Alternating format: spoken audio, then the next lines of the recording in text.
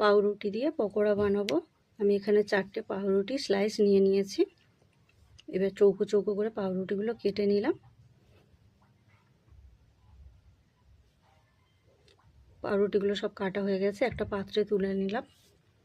এবার আমি এখানে একটা টমেটো কুচি, আদা কুচি, পেঁয়াজ কুচি, রসুন কুচি আর কাঁচা লঙ্কা কুচি নিয়েছি। এগুলো সব আমি ওই পাউরুটির মধ্যে দিয়ে দিচ্ছি।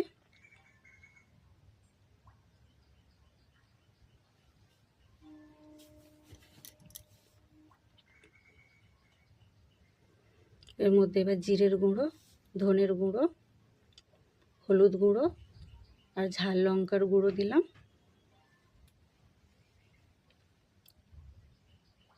স্বাদ মতো লবণ দিলাম। এবার একটা ডিম আমি এর মধ্যে দিয়ে দিলাম। অল্প জল দিলাম, দিয়ে আমি সব কিছু মেখে নেব।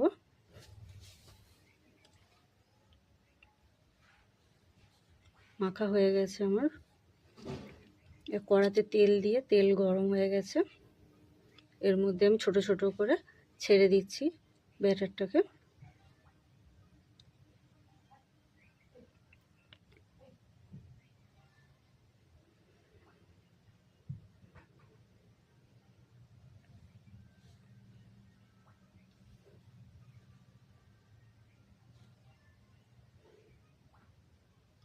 এক পিঠ ভাজা হয়ে গেছে, আর এক পিঠ উল্টে ভেজে নেব।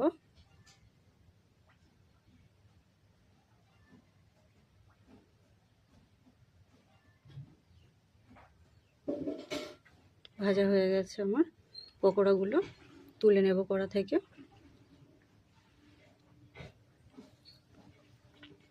আরও কিছুটা ছিল, সেটাও দিয়ে দিলাম কড়ার মধ্যে।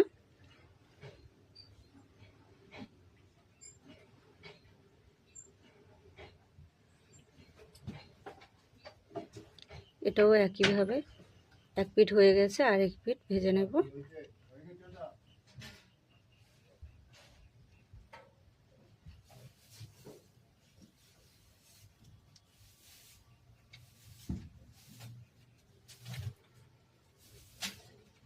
ভাজা হয়ে গেছে পকোড়াগুলো। একবার এইভাবে বানিয়ে নেবেন, খুবই সুস্বাদু হয়েছে খেতে।